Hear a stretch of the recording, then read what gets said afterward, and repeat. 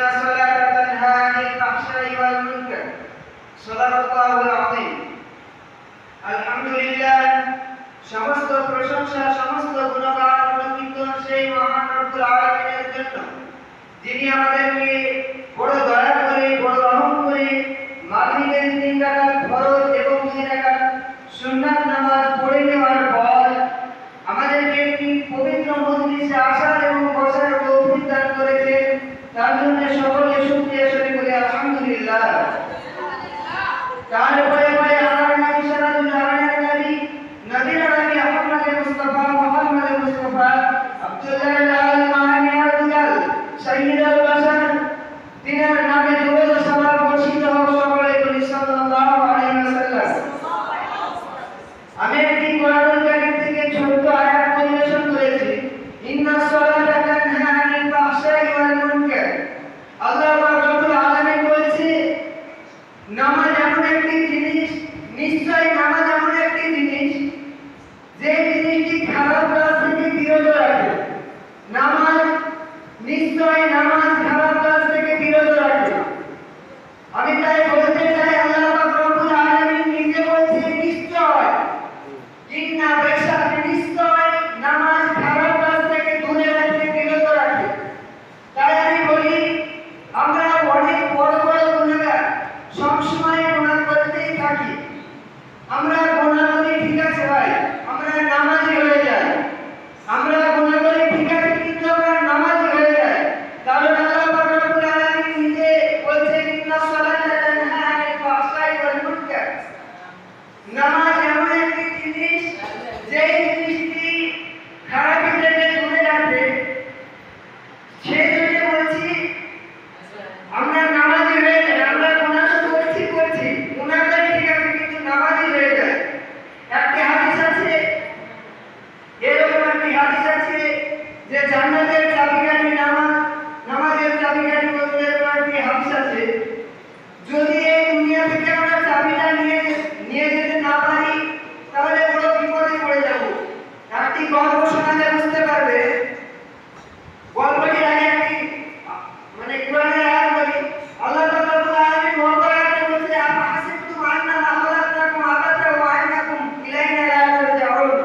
আল্লাহ রাব্বুল আলামিন বান্দাকে বলছে, বান্দা, তোমরা কি ভেবেছো আমি তোমাদেরকে অনার্থক দুনিয়াতে পাঠিয়েছি, অনার্থক সৃষ্টি করেছি? আল্লাহ রাব্বুল আলামিন দ্বিতীয় আয়াতে বলছে, ওয়া মা খালাকতুল জিন্না ওয়াল ইনসা ইল্লা লিয়াবুদুন। আল্লাহ রাব্বুল আলামিন বলছে, শুধুমাত্র আমি জিন এবং ইনসানকে শুধুমাত্র ইবাদতের জন্য পাঠিয়েছি। আল্লাহ রাব্বুল আলামিন বলছে, শুধুমাত্র জিন এবং ইনসানকে ইবাদতের জন্য পাঠিয়েছি। আমরা বলি ইনসানের মধ্যে আমরা মানুষ। আল্লাহ রাব্বুল আলামিন নিজে আমাদেরকে বলেছে, আমি ইনসান এবং জিনকে শুধুমাত্র ইবাদতের জন্য পাঠিয়েছি। আমরা কোন ইবাদতকে ভুলে গেছি?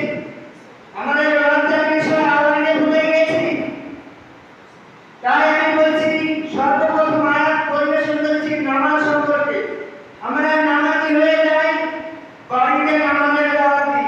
কাউকে দাওয়াত দিয়ে কোনো লাভ হয় না ভাই। সর্বপ্রথম বাড়িকে নামাজি বানাই, ভাই বোনকে নামাজি বানাই। গত সপ্তাহে 5 মিনিট কথা বলতে বলেছিলাম, আমি শুধু নামাজের বিষয়ে বলেছিলাম। সারা দুনিয়া নামাজি করে কোনো লাভ নাই। যদি বাপ মা বেনামাজি থেকে যায়, পরে আফসোস করে কোনো লাভ হবে না। বাপ মার কথা শুনে না, এমন ভাবে প্রতিদিন বলতে হবে। একটি বাচ্চা ছেলে যখন বাপ মাকে বলবে, তখন সেই কথাটির উপর আকর্ষণ হবে, সেই কথাটি নিয়ে ভাববে। তার জন্য বলি, বাচ্চা ছেলে তোমরা নিজের মা বাবাকে দাওয়াত দেওয়া শেখো, নিজের ভাই বোনকে দাওয়াত দেওয়া শেখো। কালকে বা আজকে যখনই ফোন করবা, যখনই বাড়িতে ফোন করবা, আমি নামাজের কথা। আমরা সকলে জানি যে কার বাড়িতে নামাজ পড়ে, কার বাড়িতে পড়ে না। নবী করিম সাল্লাল্লাহু আলাইহি ওয়াসাল্লাম একটা হাদিসে বলছে, আমার উম্মতের প্রতি এমন একটি সময় আসবে যে সময়ে 5টি জিনিসকে একেবারে ভুলে যাবে, কিন্তু 5টি জিনিসকে বিরাট ভালোবাসা বাসবে। 5টি জিনিসের উপর ভালো রাস্তায় যে মহব্বত করবে, যে 5টি জিনিসকে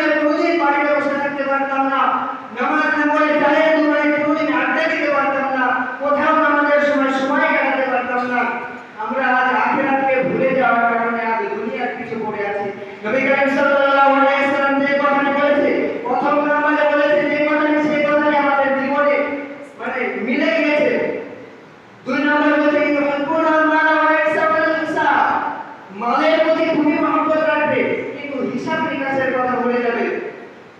যেসব হিসাব নিকাশ করে জাকাত দেওয়া লাগে, সেসব হিসাব নিকাশের কথা ভুলে যাবে, হারাম হালাল কিছু মানবে না। নবী করিম সাল্লাল্লাহু আলাইহি ওয়াসাল্লাম যে দ্বিতীয় নম্বর কথাটা বলেছে, সেই দ্বিতীয় নম্বর কথাটাই আমরা সেই কথাটার দিকে তাকাই। বলছে ইউহিব্বুনাল মালা ওয়া ইয়াহসানুল হিসাব, আমরা মালের প্রতি খুবই মহব্বত করব, কিন্তু হিসাব নিকাশের কথা বলে যাব। আজ আমরা দুনিয়ার মালের পিছু ঘুরে বেড়াই, দুনিয়ার মালের পিছু সময় দিয়ে বেড়াচ্ছি, কিন্তু হিসাব নিকাশের কথা ভুলে গিয়েছি। যদি আজ আমরা হিসাব নিকাশের কথা মনে রাখতাম, তাহলে জাকাত ফিতরা ইত্যাদি এগুলো মনে রাখতাম। আজ বদল জাকাতে আমরা হারাম খেয়ে বসে আছি। জাকাতের মাল দেওয়া সময় ওয়াজিব হয়ে যায়, সময় ফরজ হয়ে যায়। ওইদিকে যেমন নবী সাল্লাল্লাহু আলাইহি ওয়াসাল্লাম 3 নম্বর কথা কি বলেছে সেটার দিকে যাব। নবী সাল্লাল্লাহু আলাইহি ওয়াসাল্লাম 3 নম্বরে বলেছে ইউহিব্বুনাল খাওয়া ওয়া ইয়ানসাউনাল খালিক, সৃষ্টির প্রতি খুবই মহব্বত রাখবে, খুবই ভালোবাসা রাখবে, কিন্তু স্রষ্টাকে ভুলে যাবে।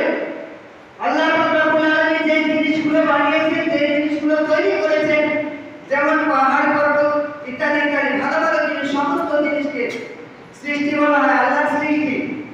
এখন আমরা সৃষ্টিকে খুবই ভালোবাসি, কোথাও বেড়াতে যাই দেখি বড় বড় পাহাড়কে খুবই ভালোবাসি, ভালো ভালো জন্তু পশু পাখি ইত্যাদি সমস্ত কিছুকে আমরা ভালোবাসি। আল্লাহ পাক রব্বুল আলামিন সৃষ্টি করেছে, সেই কথাকে নবী করিম সাল্লাল্লাহু আলাইহি ওয়াসাল্লাম বলেছে সৃষ্টিকে খুবই ভালোবাসবে, কিন্তু স্রষ্টাকে ভুলে যাবে, আল্লাহকে ভুলে যাবে।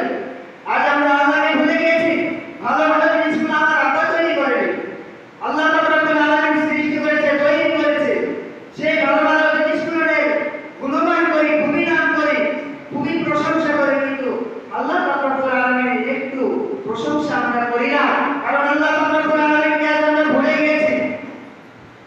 নবী করিম সাল্লাল্লাহু আলাইহি ওয়াসাল্লাম 4 নম্বরে বলেছে ইউহিব্বুনাল যুনুবা ওয়া ইয়াহসানুত তাওবা, গুনাহকে ভালোবেসে গুনাহ করবে, গুনাহের প্রতি খুবই মহব্বত রাখবে, গুনাহ বুঝবে তো তবুও গুনাহ করবে, কিন্তু তওবাকে ভুলে যাবে।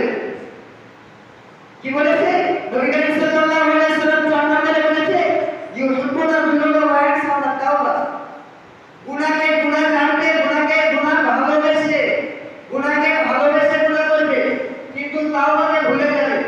আল্লাহ পাক রব্বুল আলামিনের কাছে মাফ চাইবে না, তাওবা করবে না। আমরা দুনিয়ার দিকে তাকাই, আমরা এত বড় বড় পাপী, যাদের যে পাপগুলো করেছি সেই পাপগুলো আল্লাহ পাক রব্বুল আলামিন মাফ করে দেবে, কিন্তু আমাদেরকে তওবা করতে হবে। তওবা সম্পর্কে কোরআনে আয়াত এসেছে, আবার নবী করিম সাল্লাল্লাহু আলাইহি ওয়াসাল্লাম হাদিসেও বলেছে। আমরা তওবা করি না, কিন্তু এই হাদিসে বলেছে এমন একটি জামানা আসবে, সেই জামানায় তওবা করতে ভুলে যাবে, কিন্তু গুনাহকে ভালোবেসে গুনাহ করবে, গুনাহর প্রতি খুবই মহব্বত রাখবে। 5 নম্বরে বলেছে ইউহিব্বুনাল কুসুরা ওয়া ইয়াহসানুল মাগফিরা, আমার বান্দাদের উপর এমন একটি সময় আসবে, যেই সময়ে বড় বড় দালান বাড়ি বিল্ডিং করতে ভালোবাসবে, কিন্তু কবরকে ভুলে যাবে। আজ আমরা দুনিয়ার দিকে তাকালে দেখতে পাই কত বড় বড় বাড়ি তৈরি করছি, বিল্ডিং তৈরি করছি, বিল্ডিং করার প্রতিযোগিতা লাগিয়ে দিয়েছি, ভাই বিল্ডিং করার প্রতিযোগিতা লাগিয়ে দিয়েছি, কিন্তু কবরকে ভুলে গিয়েছি, একেবারে কবরকে ভুলে গিয়েছি। তার জন্য আমি বলছি ভাই, যে কথাগুলো আমি বললাম সেই কথাগুলো মনে রেখে সেই কথাগুলোর উপর আমল করার তৌফিক দান করি। আর সর্বপ্রথম একটি কথা, কিছুতে আমল না করলে মা বাপকে দাওয়াত দেওয়াতে আমল করতেই হয় ভাই। মাদ্রাসা করে কোনো কাজ হবে না, বাড়িতে নামাজ থেকে গেলে কিছুতে আমল করি না করি, মা বাপকে ভাই বোনকে দাওয়াত দেওয়ার উপর আমল করবো ইনশাআল্লাহ। আমি এই আমার সংক্ষিপ্ত কথা বলে শেষ করছি।